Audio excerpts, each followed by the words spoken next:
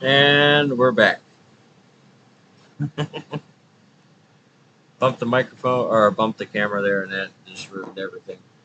Disconnected from the USB basically. So if we're running stuff like organics in our DWC bucket, we're probably going to find that organic matter in that bucket is turning into sour tea. And even like that's been the experience with running stuff like Pure Blend Bloom hydroponic and something like buckets. Nobody's had fun with that. That's more like if you run that in cocoa, that's beautiful, and that's probably what you should be running. Soil one is literally for soil. If you're growing in like a soilless mix, then that's not for you. You should be using the hydro one. So consider your food sources, and this could be for stuff like say Veg Bloom HD, Dirty, RO. RO is pretty much a giveaway, but source selection is different on the Dirty, which is more meant for like dirt. HD is meant to be kind of tweaked, and so each one fits a different shoe there. Um, you got stuff from like say GH where we can look at different bases where they sell quite a few. Whether we're talking about they got a new Pro line that's powder, but we'll just talk about Maxi Bloom, which is their powder line where it's a grow, bloom, and a boost. Uh, that's pretty much it.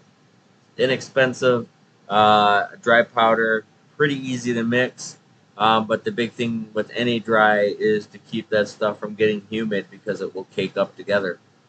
Uh, doesn't need much for a big bang, and you're going to find that they typically cost less than liquid nutrition. If you look at something like Flora Duo, it's a two-part that blends into each other, and it's meant to be quite easy to use.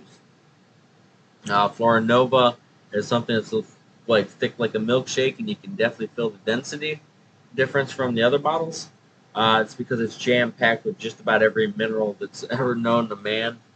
And it comes in a grow and a bloom formula. Just straight up grow through grow and bloom into bloom. Um, you can add stuff to it, but it was really meant from scientists to, I think it was even used in NASA for space feeding, and it was really meant to be just super complete. It's thicker though, so your mileage will vary in hydro. I probably wouldn't use it there just because some like just straight up mineral chunk heavy. I'd probably go duo if I had to do it the two bottle parts. Soil cocoa is totally fine with either one. And then you got the three part there. The Grow Micro Bloom, that's the classic, and that one's going to afford you the most customability and usually the highest source material out of the GH lineup. Uh, the Grow and the Bloom are the ones that change around, but you always add micro, and that has like most of the minerals and stuff that you're going to need. Usually along around like say 5 points of nitrogen, 1 point of potassium, and that's kind of like the bar for your nitrogen there.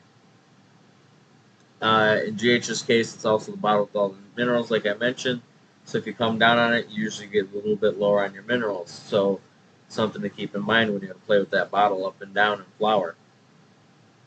Bloom's usually zero, something's like some high phosphorus potassium. Grow usually got a moderate amount of everything, like 224 or something like that. So 2 nitrogen, 2 phosphorus, 4 potassium. It's pretty much in the middle of the road, and then your micro's producing all the minerals and the extra bump of nitrogen that you'd like there. So all those, that's like quite a bit of difference. And then they even have their bio line where it's an organic grown bloom. And so you can see there's quite a bit of variation that you can go through. And each one's kind of tailored to a different kind of thing. And that's what you're going to find even between brands, whether we talk about Heavy 16, Advanced, Mills, Emerald Harvest, Botanic Care, Fox Farm, all of them, Athena, Veg Bloom, Floraflex, they're all catered to some kind of flavor, but they all do the same thing. Um, Advanced Nutrients is another one that's like GH, where they produce quite a few base nutrients, and they used to make more back in the day. Kind of slimmed down on it, thankfully. They had some overlap going there after a while. Uh, it seemed like they were trying to cover every angle there was, for sure.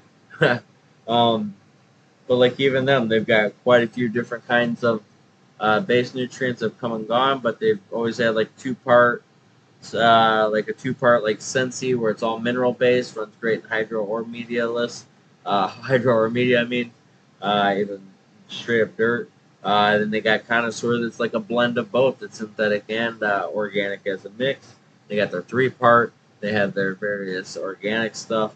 So much like GH, they have a wide breadth of products that cover pretty much every base nutrient, organic nutrient that you would, or base nutrient or supplement that you'd want there. Uh, so the mind boggles at your options nowadays. These are all great options between all these manufacturers. So the good start point is um, look for, I guess, the style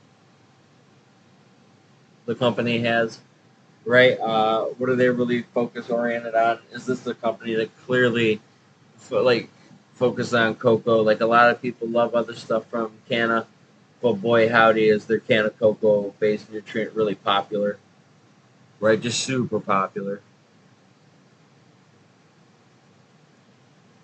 And there's other brands that got the same thing kind of going on. House and Garden Cocoa AB or Soil AB is really popular. There's some people that really love Aqua Flakes. People that swear by Connoisseur, three-part, all that, whatever. And it all works great. Uh, and so your base nutrients have to match, but your supplements can kind of change there. And that could be, like we saw in the last video, a lot of opportunity. So my lighting type. And so you guys probably have some out there that are still using fluoro, uh, low power LED, and all. That's terrible. Red blue LED. Spider-Man. Those guys on the lower end. We'll just call them Samsung.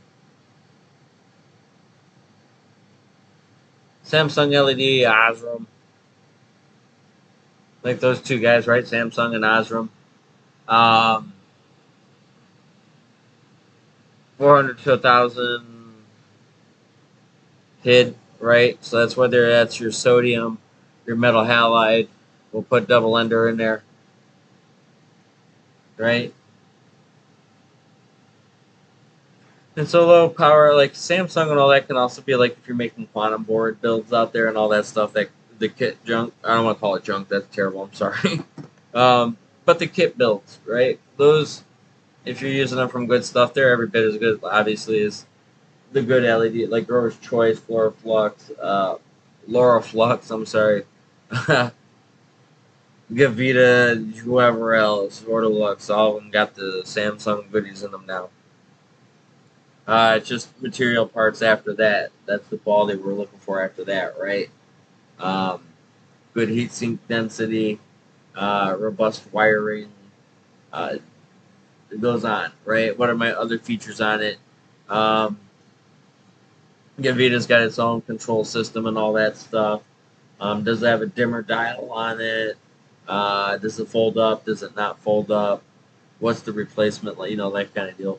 But past that, so when we're looking at light, fluorescents are really great for veg, just because the amount of like that they pop out, it really doesn't carry the light too far down, and that's a problem for growing large flower size, because unless it's something that really just balls up, it's hard to get that light to penetrate down far enough to really build out longer flowers, and in cases wider, bigger flowers, because the amount of intensity to get out of there per square inch is kind of neat.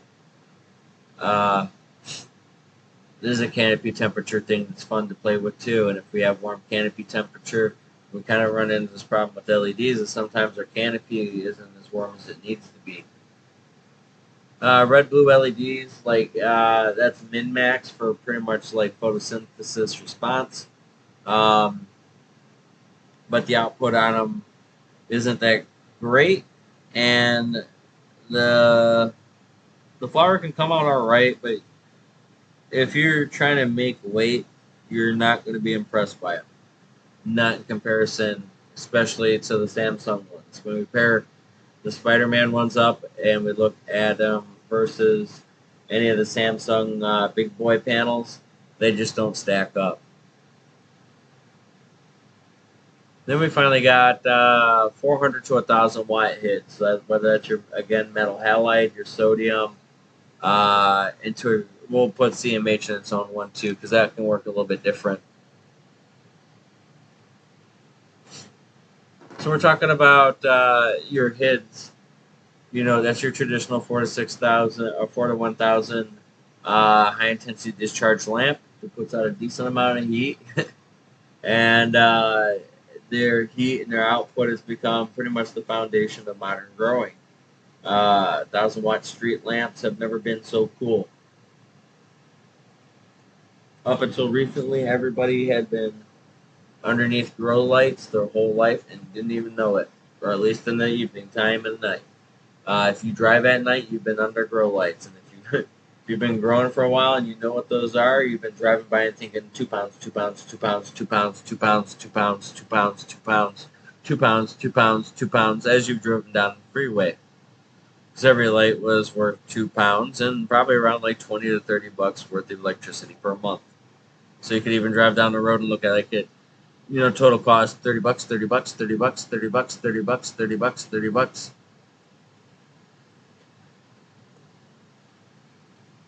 And they've been pretty much the staple of like grow technique, growth rate theory, and everything for the longest time until the LEDs started really popping up and ceramic metal halides.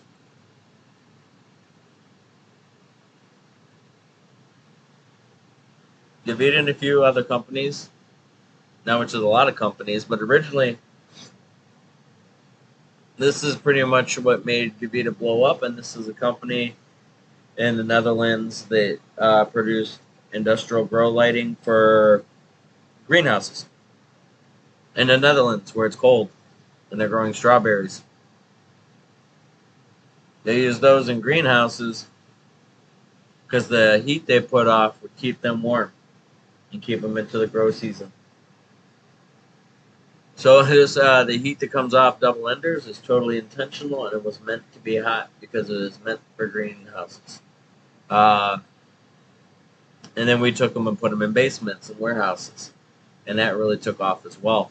But truly, at its core, it was meant to be outside and about 10 to 12 feet high, with there for supplemental light.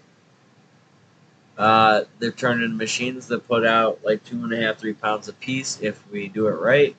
Then we have ceramic metal halide, which has been around for quite a while. It's been out since like at least the 80s. This kind of lighting was used for product spotlight, right? So if we have something in a front display, we want to give that photorealistic light. Say it was a mannequin wearing an outfit or a painting or something like that, and we want to give great light. CMH makes crisp, awesome light. Photography, etc. So as we got a hold of it, we loved it because of its really good color profile.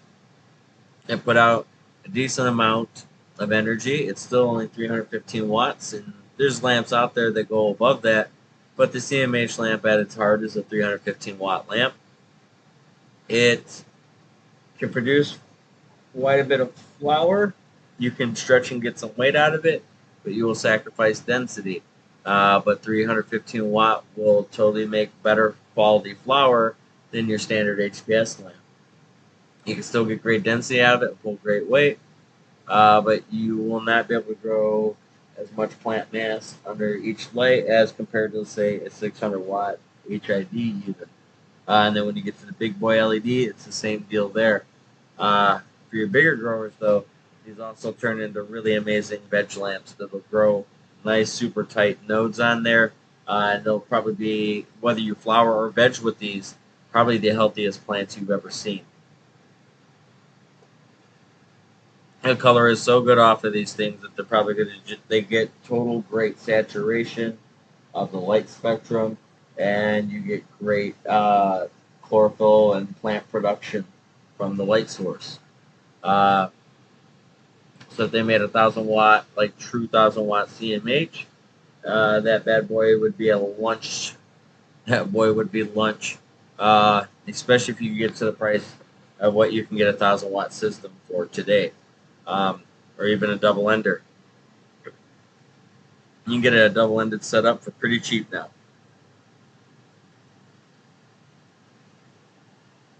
That would be amazing. I don't want to say it. I wonder, right? That'd be really interesting. 1,000 watt true CMH versus one of the big boy LEDs. That would be a really good lineup. That'd be a great test.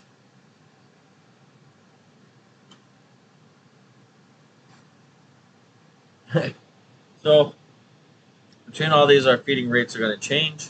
But typically, more power means more food.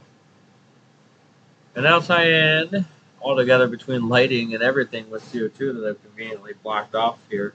Um, CO2 is almost like saying when you see that defensive lineman go over to the bench and get fed oxygen, that is exactly what's happening to your plant with CO2. That is exactly what's going on. The endpoint's different and all that, right? What we're doing, making and everything. But that's what we're doing. We've got these plants the best light we can afford to give them, or feasibly give them in our environment.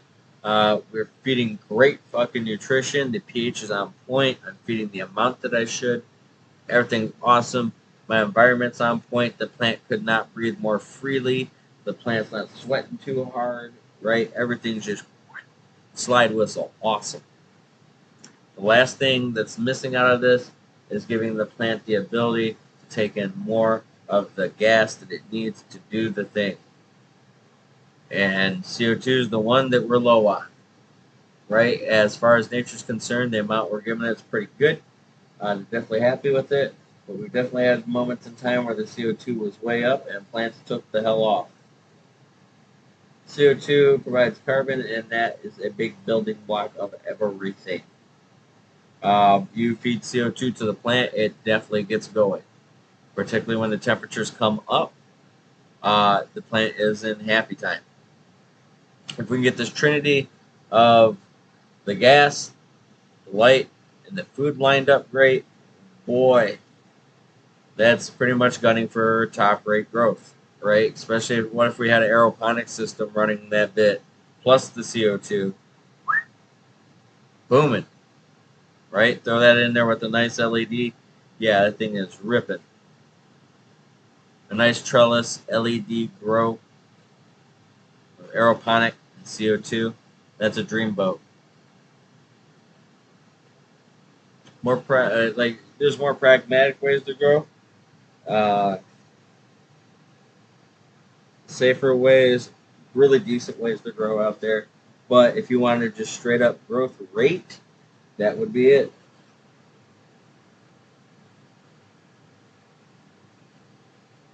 CO2 is definitely the accelerant, but it's important to keep in mind that CO2 is only super, super great once we've got everything else worked out there.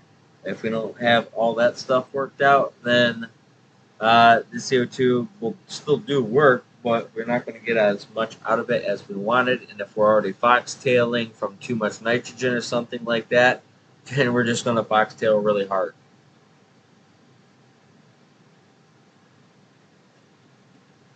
The other bit too there is if I keep feeding the CO2 late, the plant's still in this production mindset and doesn't really want to finish out like it should. So taming down that nitrogen late can be a big deal. And so you could also say you don't really need too much more than 1,200, 1,400 ppm. And we start getting towards 2,000, that starts kind of messing with us too, and that's not great either, obviously. We don't need people getting woozy in the grow room, and we're not smoking, right? Elemental mastery ties in the stuff like timing and feel, light and food ratio, right? Food sources. What we're looking at elemental mastery is we're looking to really understand the parts that we're putting in, and as so far as knowing when to time these particular different sources, where we can play a little bit of gymnastics with our bottles and switch stuff in and out. This is whether you get something like, again, like GH, where you go from a liquid to a dry cool bloom, or we can go from liquid cool bloom to ripen near the end. Um, we have things like Mills C4 that changes into PK. Right, it's all about hitting the right notes at the right time and using the right tools to do it. So we're using specific tools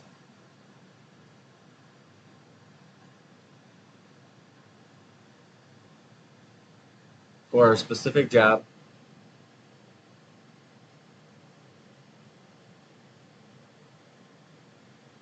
for a specific time.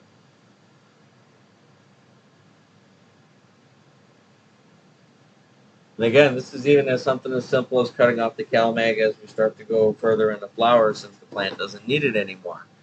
Going up on our sweetener that has our magnesium and sulfur so that we can allocate the green into the plant and the flower, right? It doesn't need the nitrogen. It needs the magnesium to make the green. This is like when and how much to hit the PK and knowing when all that stuff is going to fire off. The better I understand what my tools do when things happen, or even better, like a guy that tunes a car, right? Knowing what octane gas to get up to help the knock, where to put my cam, right where my injector sequences are, or whether it's my carb or something like that, right? It's all trying to hit the right note at the right time. Making a song as a pianist and hitting the right key for the right moment, right? We're just not slapping together. We're literally cherry picking the right note for the right part of the song.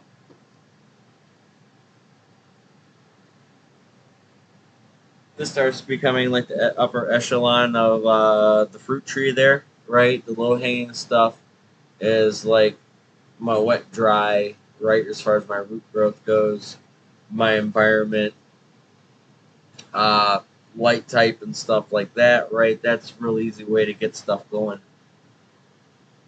The better shit, the better my pruning is. Even that's another low hanging fruit. Really low hanging fruit is pruning. Pruning and plant manipulate. These three right here, such low hanging fruit. These three are just the lowest hanging fruit that's ever lived. Just the lowest fruit, and they get you so much. They're such big. These are the biggest apples on a tree that are just like right in front of your hand. Pruning, canopy theory, and plant manipulation. This is everything right here almost. I won't say that about a lot of things, but these things do big deal. That's the point to get across when we say, oh man, that's like everything. That really means like that's such a big deal that it makes a big difference.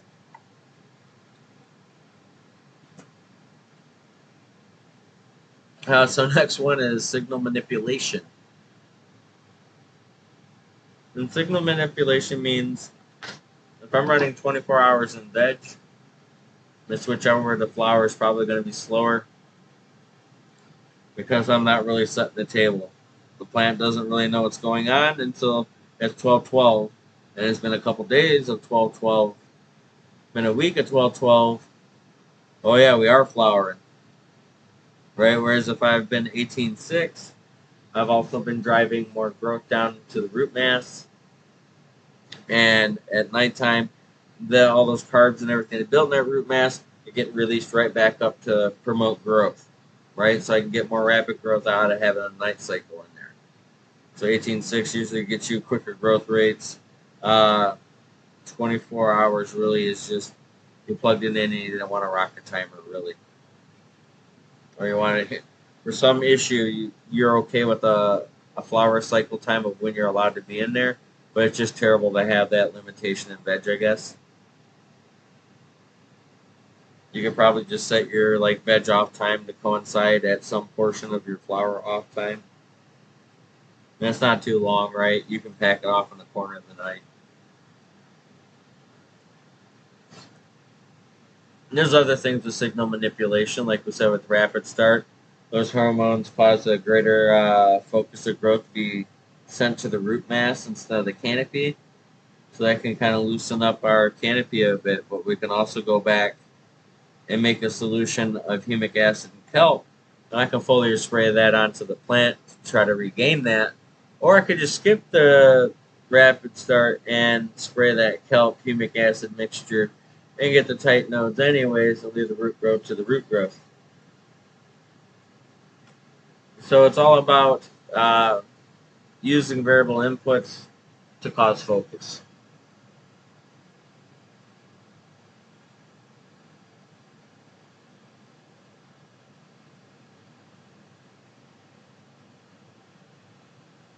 And so again, if we're doing something like rapid start, and again we're trying to finish using that up around the second, third week or fourth week or something like that, when the stretch stops, then it does us no good to keep feeding it, even if we're happy with I guess the downside, right? The looser technical growth at it.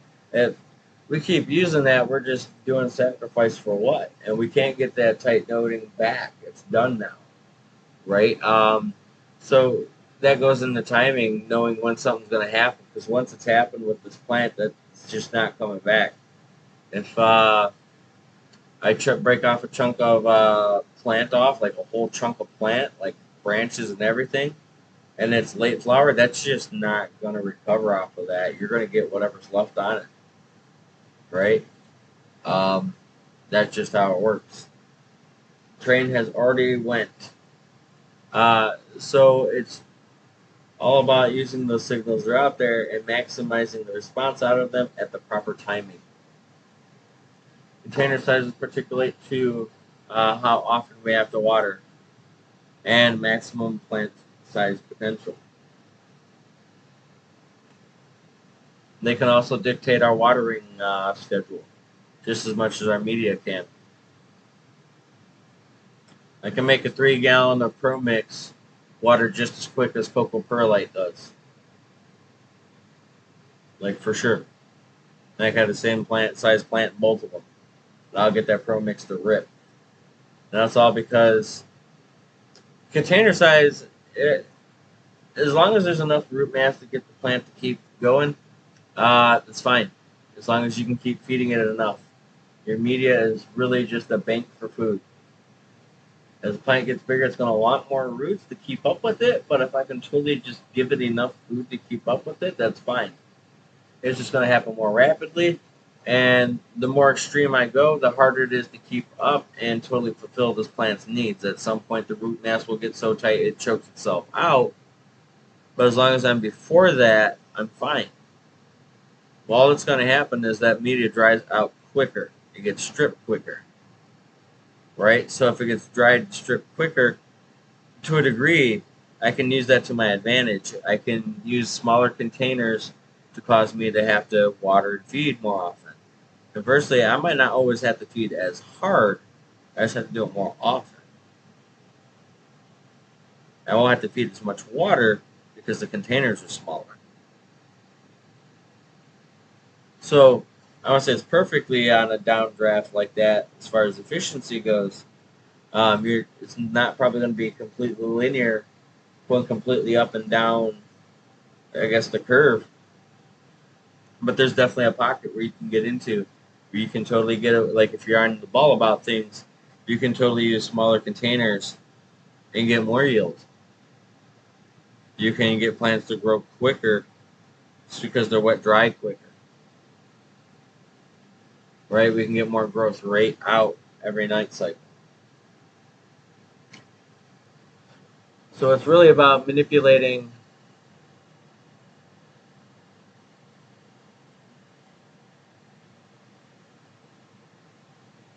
the water schedule.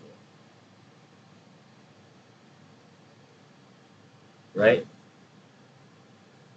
What we're doing with container size is manipulating water schedule. We can even say regimen, right? Because we have to change our food. But really, we're manipulating the water schedule and feeding regimen by changing our container size. we can use that to our advantage. About to hit 1 o'clock, so I want to wrap it up because this portion right here, especially the pruning, the canopy theory, and plant manipulation portion, that's like legit. That's going to literally take us a whole episode to do. So you're going to see that next one for sure. And my goal with it is, I got this plant behind me that I have to do up. I have to prune it up. It's fairly mature. It's around 2.5 feet tall. So if you didn't train it out anymore, you would probably send this. But we're going to train it out a little bit more. I'm going to open it up a bit, thin it out, and guide some branches here with a couple tools. And so hopefully I can get that done either live or I'm going to make that a set-aside video. I might try to get the set-aside video done beforehand, so it'll set as, or serve as like an example video. So everybody that watches it with the editing and all that will get a good idea of what we're trying to do visually. And then I'll come here and we'll speak all about it. And I'll try to draw up diagrams and everything for you to kind of expand on all that. But we covered, 11 topics there, or 11 points that all have to do with plant performance.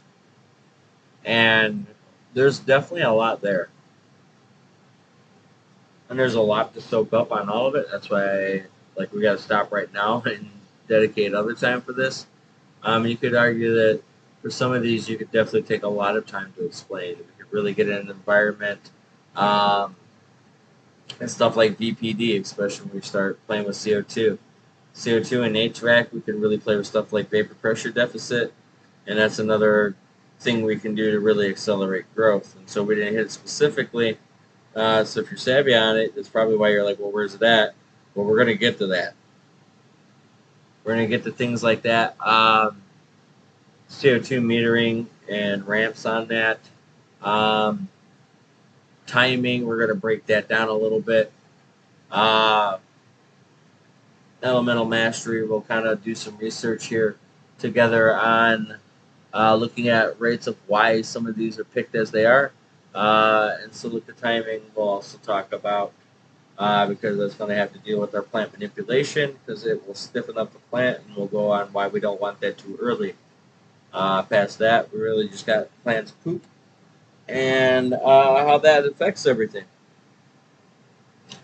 Super appreciate y'all for watching. This boy was going on for a couple hours here, so I definitely appreciate it if you stuck it through. I got the donation link below if this has helped you guys. I'm super glad for it, and if you want to show your appreciation back, this is probably the best way you can do it, as it's going to do stuff like get me more dry erase boards. It's going to get me more markers. It's going to give me a better microphone to dangle down here. Things like that, and I'll be able to set more time aside from other activities to produce content. So again, hope you guys really